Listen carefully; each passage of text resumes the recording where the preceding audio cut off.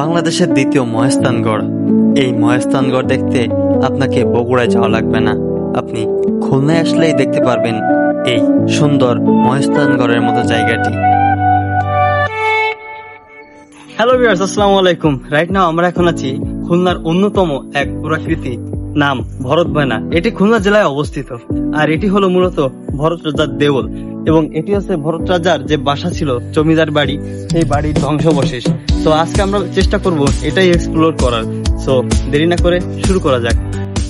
এটি প্রায় 1800 বছরের পুরনো এক ঐতিহ্য।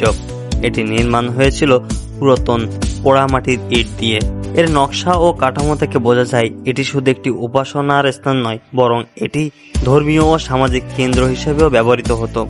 এখানে আসতে হলে আপনাকে সর্বপ্রথম খুলনা থেকে রওনা হতে হবে।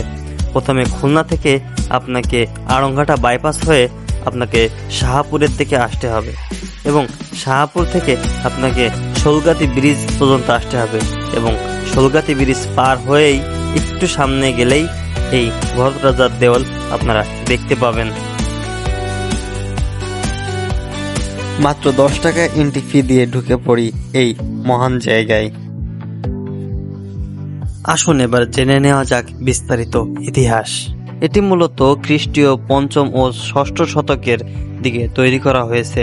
এই সম্পূর্ণ স্থাপনাটি পোড়ামাটির ইট দিয়ে তৈরি, এবং ইটের মাপ সাধারণত 25 গুণ 20 গুণ 5 সেন্টিমিটার, যা গুপ্ত যুগের ইটের মানের সঙ্গে মিলে যায়। কোনো প্রকার চুন সুরকি ব্যবহার করা হয়নি। মাটি ও প্রাকৃতিক আঠা জাতীয় পদার্থ দিয়ে ইটগুলো জোড়া লাগানো হয়েছে।